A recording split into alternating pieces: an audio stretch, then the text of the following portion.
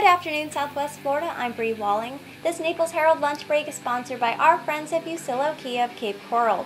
This afternoon, we'll tell you about FEMA offering Floridians more than just storm relief, a chemist who says we're tossing away the future of renewable plastics with our dinner scraps, and more. Today is Wednesday, January 31st, and this is the Lunch Break.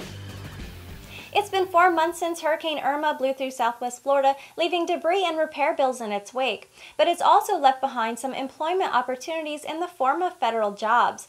FEMA regularly hires local workers to help deal with federally declared disasters in the area. And since the storm, the organization has hired more than 200 Floridians from across the state. Most are short-term temporary positions, which last for about 4 months, but many can be extended for up to a year. Hiring locally not only brings valuable local knowledge to recovery efforts, but also helps to restore economic vitality to the impacted areas. Temporary Florida workers have received $2 million in wages so far and are often employed in high-skilled professions such as engineers, managers, and architects. The storm left behind an estimated 3 million cubic yards of debris in Lee County alone, more than 3 times what was left in the wake of Hurricane Charlie. In addition to the more than 200 temporary workers, FEMA employs more than 1,500 permanent workers in Florida. Around 700 of those employees operate out of the organization's Orlando office. A controversial measure that would ban sanctuary cities in Florida stalled Tuesday in the Senate, but is already playing a role in the 2018 gubernatorial campaign. Senator Aaron Bean tabled his proposed sanctuary city ban as it was scheduled to be heard by the Senate Judiciary Committee. He faced bipartisan opposition to the measure aimed at requiring local governments to comply with federal immigration laws. Bean acknowledged after the meeting that the current proposal would have been defeated, and he's still negotiating with some senators on issues such as the severity of penalties for governments that declare themselves a sanctuary city. The House already approved a similar measure, which was a top priority of Republican Speaker Richard Corcoran, who is widely expected to run for governor this year.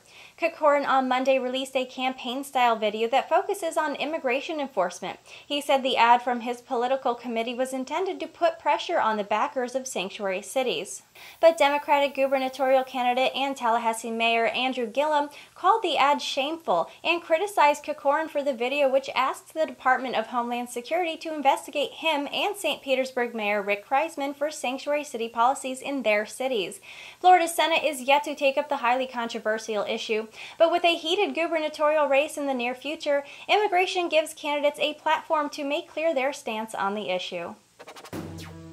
A research professor at the University of Alabama wants to take on the issue of environmentally damaging plastics by using plant material or crustacean shells to replace our everyday plastics.